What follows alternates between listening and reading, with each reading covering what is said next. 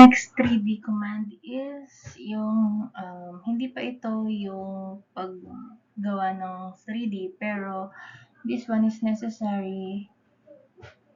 This is a necessary command bago ka makapag-extrude, no? Bago ma-explain yung extrude, kailangan ma-introduce or ma-discuss yung command na region. So, this command converts mga object lines or an area into a region object. So, ano yung region?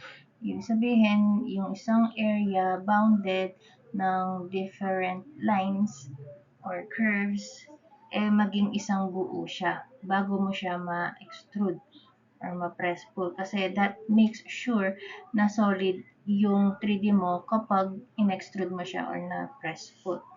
Sa press pull, hindi siya maselan, no? Kahit salabat lang na lines, basta nabuo yung area, mape-press pull niya.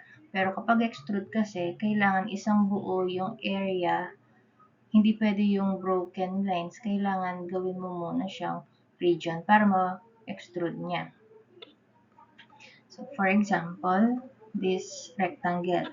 Since itong rectangle, isang buo yan, pwede mong i-extrude yan without needing to convert it into a region area. Tapos, pag tinignan mo yan, isang buo siya. Kapag i-delete ko siya, isang buo siyang ma-delete. And then, kapag i-slice ko siya, papakita ko lang yung slicing, makikita nyo, isang buo siyang solid material sa loob. Hindi siya hollow sa loob.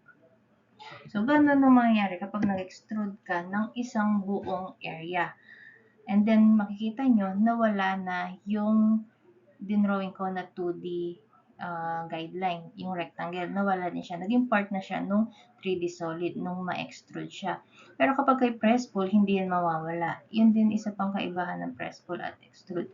Pag i-extrude ko to, kapag delete ko to, nandun pa din yung guideline ko. Pero kapag kay-extrude, mawawala yung guideline natin.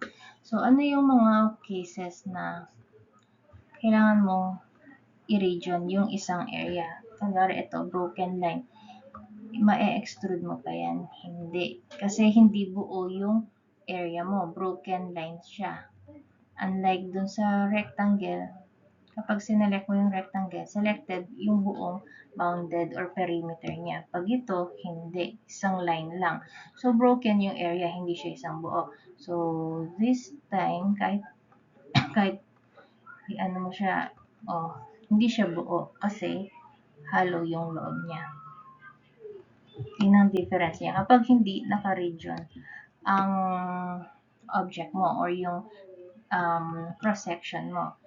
Again, kapag broken yung triangle or yung shape mo, yung bounded area mo, broken lines, ma-extrude mo yan, select mo silang lahat, pero puro, kumbaga parang papel lang siya, hollow yung loob niya.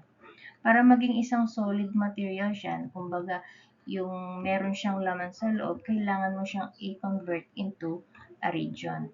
Ito yung region command. Pagka-click mo yan, select mo yung perimeter, then enter. So, isang buong area na siya. So, pwede na yung i-extrude at pag in-extrude mo yan, buo na siya. Thank you. Thank you, anak.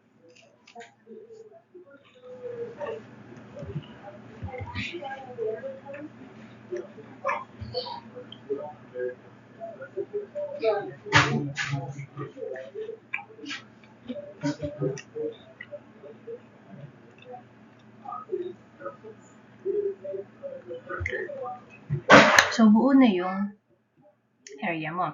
Dahil, or yung 3D object mo, dahil naka-region siya or binuo mo yung area. Pero pag i-delete mo yan, wala na yung guidelines mong shape. So, that is extrude. Yung press pull at extrude, pwede yung both ways, no? Pwedeng paangat, enter, or pababa siya, no? Ngayon, kunwari gusto kong gumawa ng beam. Kumbaga, yung cross-section, paganyan yung beam. So, kailangan kong mag-sketch dito sa plane. ng ZX. Isa may, eto, sa front plane. Kailangan ko lumipat dyan para makapag-drawing ako ng beam ko, yung cross-section ng beam ko. So, kailangan kong lumipat sa front plane. So, dito, pwede na akong mag-drawing. Kunwari, i-tap ko. Pwede na akong mag-drawing. Delete ko lang ito. Ayan, pwede na akong mag-drawing dito sa front plane or sa ZX plane. Pero kunwari, gusto ko 4 meters siya from the bottom and then 4 meters din siya from this line. So, para malagay mo ng properly, move ko siya dito. Then, move ko siya ng 4 meters dito and then 4 meters upward. So, and move. Click the object, enter. Pili ka ng base point and ilagay mo yung displacement niya na 4 meters. Anong angle? Since to the left, kaya 180. And then, move ko naman siya this time upward. So, M, enter, base point. Then, ilagay mo yung displacement. So, that is, since lumalabas yung dynamic input, pwedeng mag-input na lang tayo doon. Ano ba? 4,000. And then, tab, second point. Kailangan yung dynamic input. Specify base point. And then, nawawala yung dynamic input. Pag nawawala yung dynamic input, kailangan mong i-add 4,000 angle 90 degrees. Kaya mag-manipulate kapag nag-i-sketch ka sa 3D na. So, eto, gusto ko, i-extrude ko siya para kunwari siya yung beam ko. So, pwede ko bang gamitin yung extrude dito? Yes, kasi bounded, isang buong plane siya. So, pag in-extrude ko siya, isang buo siya, hindi siya hollow. So, select mo yung material, then enter, na-extrude mo na siya. So, ilang distance ang beam mo? Kunwari, 20 meters. So, ayan lang, 20 meters na beam mo. Gusto mong tingnan siya sa side view, punta ka muna sa world. Sa global axis, and then punta ka sa front view. Nasaan bang front view?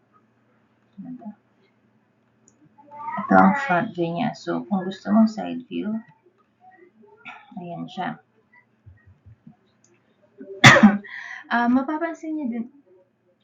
Mapapansin nyo din pala na isa lang yung window natin.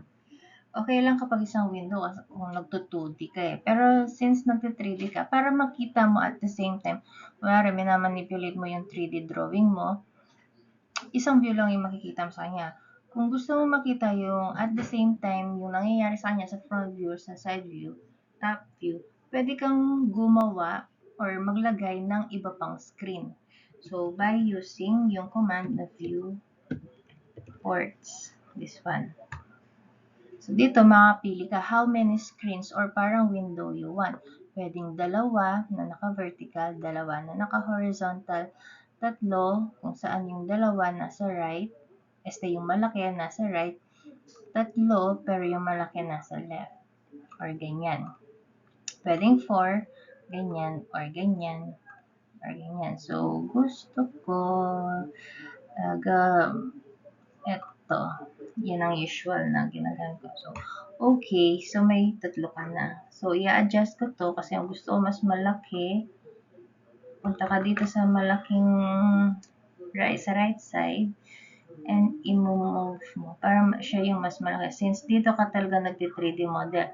Etong dalawang to, para lang ma-view mo yung kung anong nangyayari. Kunwari, sa right bang gusto mo or gusto ko dito top view. So, ilalagay ko dito si top view para nakikita ko anong nangyayari kay top view. Dito naman si front view. For this window, front view yung gusto kong makita. Okay. So, dito ka, mag-3D model dito sa, ayaw, nawala yung dito ka magti-3D model sa kanang window.